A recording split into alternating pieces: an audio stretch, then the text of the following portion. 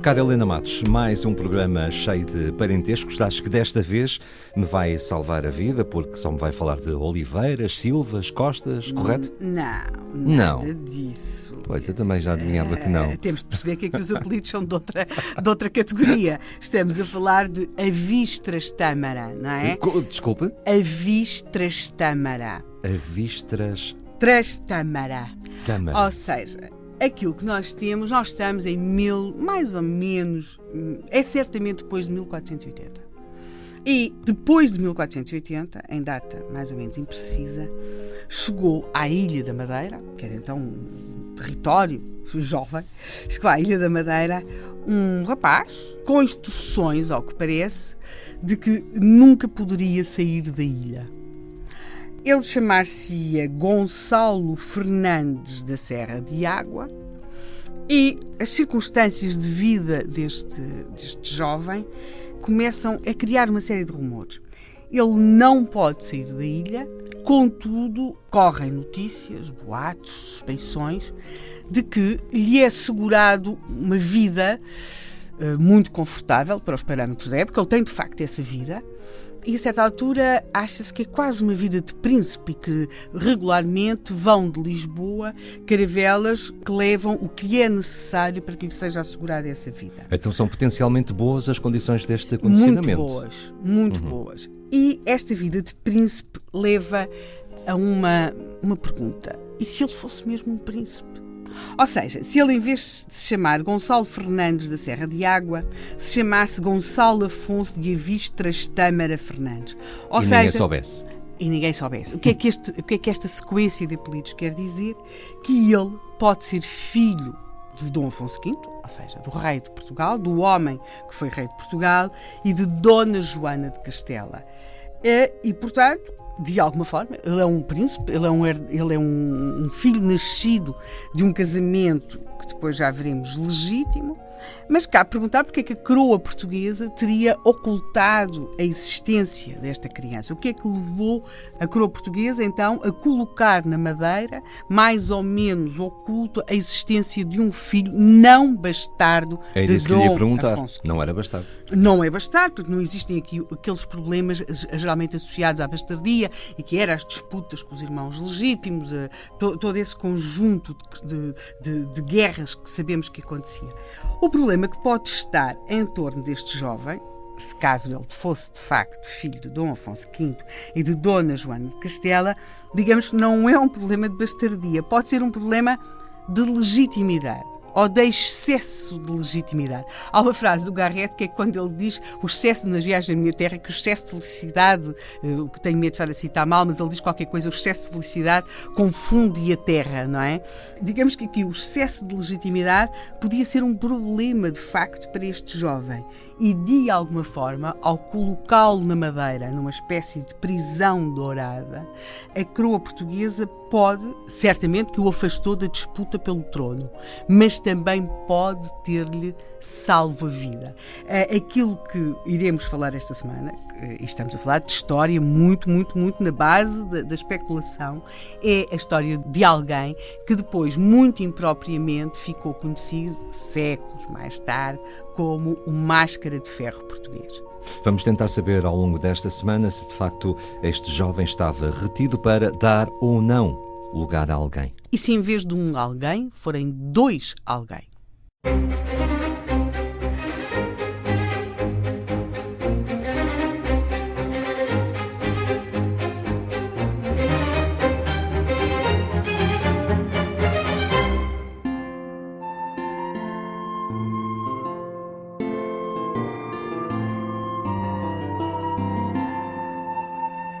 Helena Matos, fale-nos então deste príncipezinho e deste castigo dourado. Bem, para isso nós temos de fazer uma coisa que eu sei que o Rui abomina, que é a questão aqui dos parentescos. Pois abomino. Pronto, mas apesar, eu tenho feito muito para que se passe a interessar pelo assunto.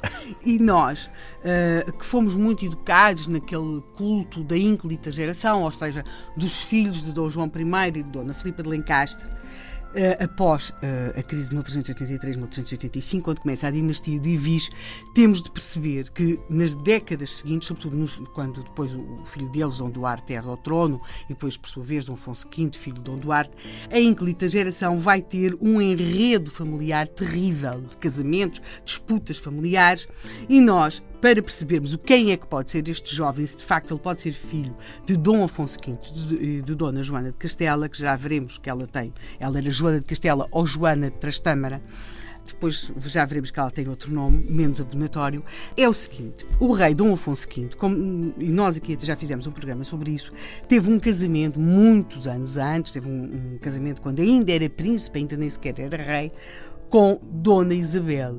Aliás, fizemos aqui um programa qual chamámos Fartar Vilanagem, que é quando Dom Afonso V casa com Dona Isabel, ele ainda é príncipe, esta Dona Isabel era filha do seu tio Dom Pedro, de facto é um casamento muito bem sucedido. Dom Afonso V dá-se muito mal com o seu tio e sogro, que aliás mata, mas dá-se muitíssimo bem com a sua mulher. E desse casamento, que é o primeiro casamento de Dom Afonso V, nascem vários filhos, morrem, são poucos, fica um herdeiro para o trono, que é Dom João. Dona Isabel morreu cedo e aquilo que nós temos é que, mais ou menos 20 anos depois, Dom Afonso V resolve casar de novo. E resolve casar com Dona Joana de Castela ou de Trastâmara, sua sobrinha, que de facto, e para o efeito, ele toma esta decisão em 1475. Dona Joana tem 13 anos, é sua sobrinha. E porquê é que ele toma esta decisão? Dona Joana de Trastâmara é filha, ela é sobrinha de Afonso V, portanto é filha de uma irmã dele, que tinha casado com Henrique IV de Castela. Se ainda não se perdeu nos parentescos, eu agora vou dizer-lhe uma coisa que certamente lhe vai fazer esclarecer. Estou a tomar notas, mas é impossível. Então tome nota. Sabe qual é o cognome de Henrique IV de Castela? Conta. O Impotente. Vai ver como não se esquece? Pronto. Não vou. E, portanto, a grande questão é, ela é de facto filha da irmã de Dom Afonso V. Mas será ela mesmo filha do rei de Castela?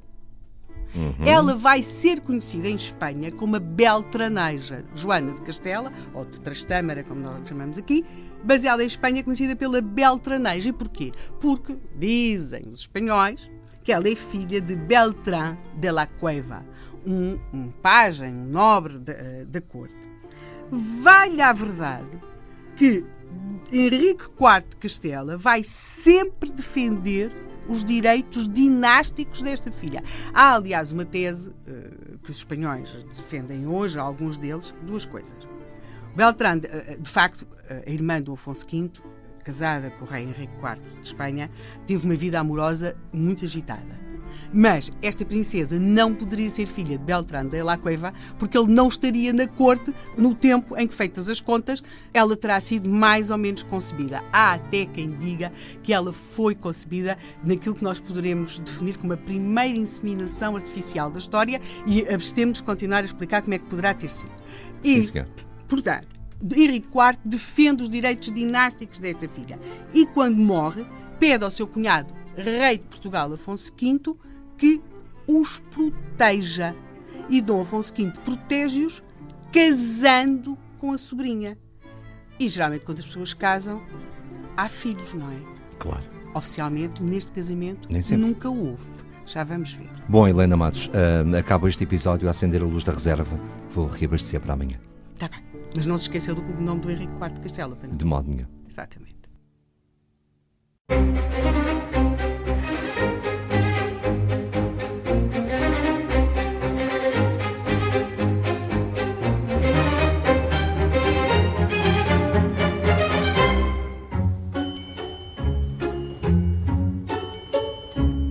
Cá estamos, Helena Matos. Leve-me de novo no seu carrossel.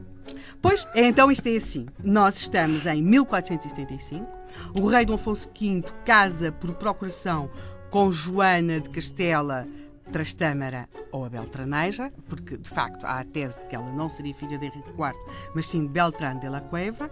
Ela tem 13 anos, o tio e marido têm 43. O casamento é realizado por procuração, como de costume nestas coisas régias, e agora há aqui uma grande dúvida. O casamento chegou a ser consumado ou não? É que temos de perceber que Joana é pretendente ao trono de Castela. E, portanto, conseguir que o casamento dela não seja considerado válido é aquilo que os partidários da outra pretendente vão tentar. Ou seja, pretendem, junto do Papa, que esse casamento seja anulado.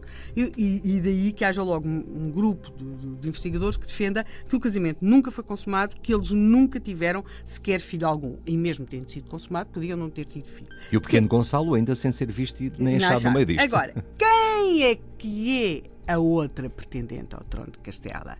Estamos a falar de uma mulher, uma rainha que para nós vai ficar conhecida como Isabel a Católica, que é tia de Joana de Trastâmara. Mas agora escuso de explicar porquê. Pronto, nós temos duas candidatas ao trono de Castela. Há uma guerra que é conhecida de vários modos, entre elas por a Guerra da Beltraneja, não é? Porque era a guerra que opunhava a Beltraneja à sua tia Isabel, que há de ficar conhecida como a Católica. Entre 1475 e 1479, Portugal vai participar nesta guerra. E porquê? Porque o rei Dom Afonso V está casado com a pretendente ao trono de Castela, com Joana. E temos aqui um conjunto de batalhas, que umas correrão melhor ou pior para o lado português. Há aqui uma batalha que nunca se percebe muito bem o resultado, que é a Batalha de Toro. No meio disto temos de perceber uma coisa: o rei Dom Afonso V tinha flutuações de ânimo, de estado de ânimo, aquilo que nós hoje designaríamos como quadros depressivos. Ele vai procurar, por exemplo, ajuda junto do reino da França, depois é mais ou menos enganado pelos franceses. A verdade é que isto se vai tornando num imbróglio cada vez maior para o rei Dom Afonso V e, na verdade, vai ser firmada a dado momento a paz. A paz é firmada entre 1478 e 1480, assinam-se vários tratados e resolvem-se também ali umas coisas de partilha do Atlântico.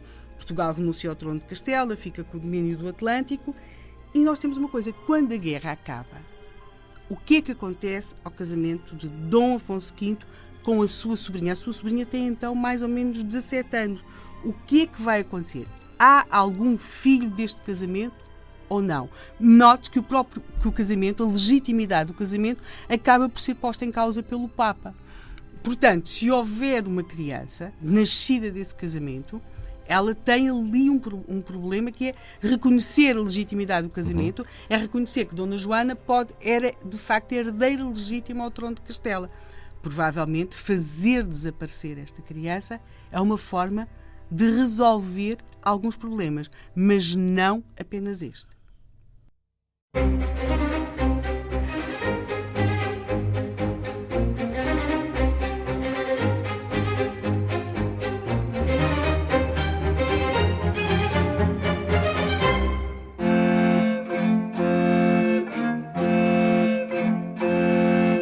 Ora então, Helena, segundo a minha leitura, consoante a candidata legítima, assim se definiria o príncipe legítimo, isto para já não falar na legitimidade dos casamentos, ou pelo menos num deles. Sim, há aqui o problema do casamento de Dom Afonso V com a sua sobrinha. Ou seja, alega, sobretudo a parte de Isabel a Católica em Espanha, Castela, que o casamento não pode ser considerado válido porque havia uma grande consanguinidade entre Dom Afonso V e a sua sobrinha e, portanto, o Papa poderia ou não dar essa autorização. Ela chegou a ser dada, nunca chegou a sair de Roma, mas pronto. Quando acaba a guerra com Castela, o que é que acontece a Dom Afonso V, à sua esposa, sobrinha?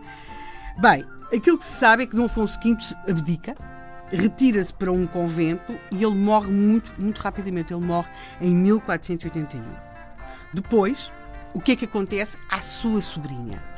Por todas as coisas que foram negociadas naqueles tratados de paz, ela, que ainda é uma jovem, porque está mais ou menos com 17 anos, ela deveria, isto é uma coisa extraordinária, ela deveria ficar a viver em Moura, nas terçarias, que era mais ou menos uma situação, os reis de Castela e de Portugal punham os seus filhos numa espécie de sequestro para que nenhuma das partes tivesse ascendente sobre a outra, e pôs-se a hipótese de ela ficar a viver em Moura, nessas terçarias, e que daí a 15 anos, eventualmente, poderia casar novamente com o filho dos reis católicos. A verdade é que ela não faz nada disso.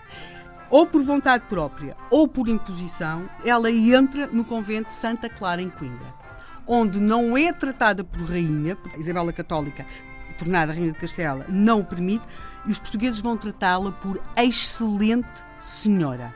E a excelente senhora ficará até ao fim da vida. Agora a questão é esta: se ela teve de facto um filho com Dom Afonso V, a melhor forma de preservar essa criança de tudo isto, se calhar, é fazer de conta que ela não existe.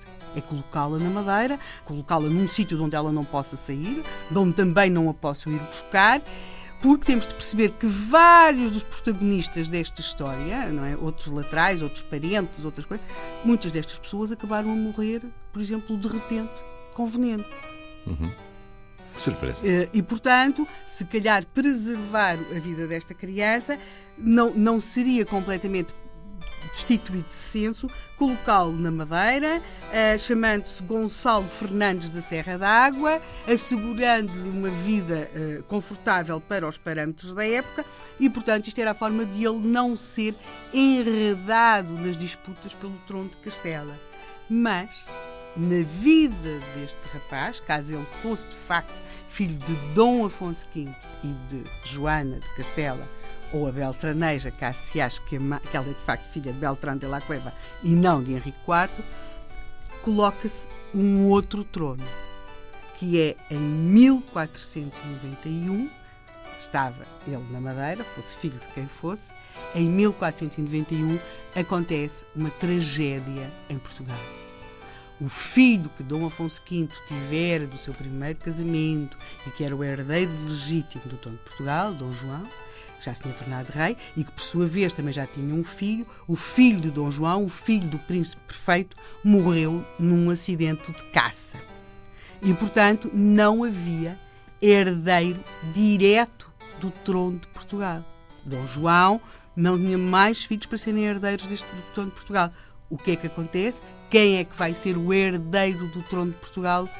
Quem é que está mais próximo? Se de facto este jovem que está na Madeira fosse filho de Dom Afonso V, ele seria o herdeiro mais próximo do trono de Portugal. Já vamos tentar saber qual o destino final deste príncipe Gonçalo, alimentado a bolo do caco e milho frito, presume-se. Presume-se que não é? De Lisboa seriam enviados outros manjares.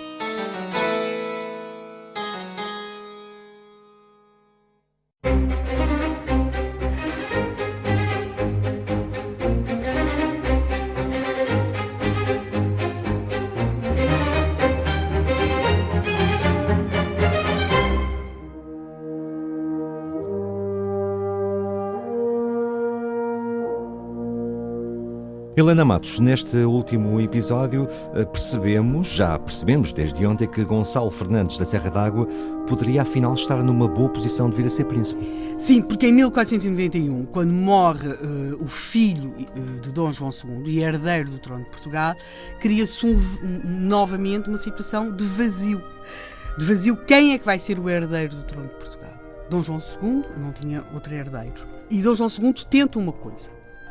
Isso está comprovado do ponto de vista histórico, é que Dom João II tenta legitimar aquele pelo qual sabia que ele tinha um imenso orgulho enquanto filho, que era Dom Jorge, que é o filho bastardo que ele tivera com Ana Mendonça. Portanto, Dom João II tenta ainda legitimar Dom Jorge, mas aí enfrenta a rainha. A rainha, que tinha tido, do ponto de vista familiar, uma vida muito difícil com Dom João II, porque Dom João II tinha exercido uma repressão muito forte sobre a alta nobreza, e a alta nobreza era a família da rainha. Um dos seus irmãos tinha sido executado por Dom João II, um dos seus cunhados também. Aí a rainha, de facto, faz frente. E há um partido na corte que defende que o herdeiro do trono de Portugal deve ser um irmão da rainha, que é Dom Manuel. Há outro partido que defende que deve ser Dom Jorge, o bastardo que Dom João II teve com Ana Mendonça. Mas, se de facto aquele homem que está na Madeira, porque nesta fase já estamos a falar de um homem, aquele homem que está na Madeira, que se chama Gonçalo Fernandes da Serra d'Água, for Gonçalo Fernando de Avis Trastâmara, então, e se ele for filho de Dom Afonso V e de Dona Joana, que se pode chamar de Castela, a excelente senhora, ao Abel Traneja, então aí ele também seria um herdeiro possível para este trono.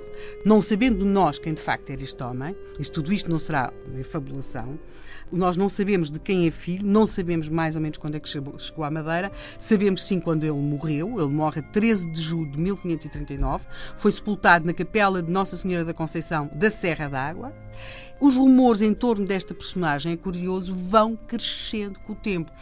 Vai haver várias investigações feitas por Henrique de Noronha, por Luís Peter Claude, que vai tentar provar de facto que este Gonçalo Fernandes da Serra d'Água era o filho de Dom Afonso V e de Dona Joana de Castela. E depois há um romance escrito em França, muito depois, que vai levar a que ele passa a ser conhecido como o Máscara de Ferro português, que é quando o Dumas faz aquele romance sobre Máscara de Ferro, não é?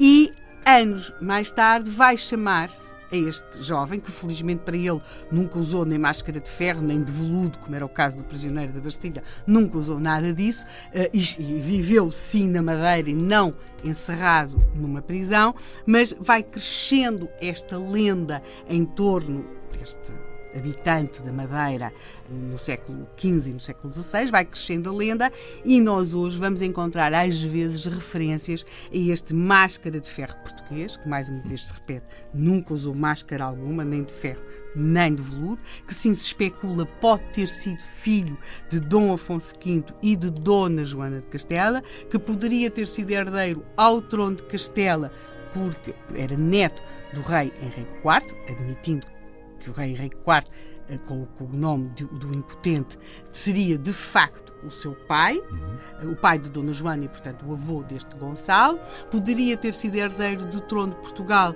porque, morto o príncipe herdeiro, ele era, digamos que na linhagem, o mais próximo deste trono. Tudo isto pode ser apenas a especulação e uma grande história, mas seja como for, é difícil resistir a este título, o Máscara de Ferro português. Indiscutivelmente. Portanto, Gonçalo Fernandes, esquecendo quais os apelidos que poderia eventualmente ter, e aqueles parentescos enervantes. Exatamente. O que é facto é que não reinou, mas viveu bem como um rei. Sim. Isso sem dúvida. E há aqui uma pergunta. Se calhar teve uma vida muito mais tranquila e confortável do que se aqueles tronos a que alguns o diziam herdeiro lhe tivessem vindo cair às mãos. Sem dúvida.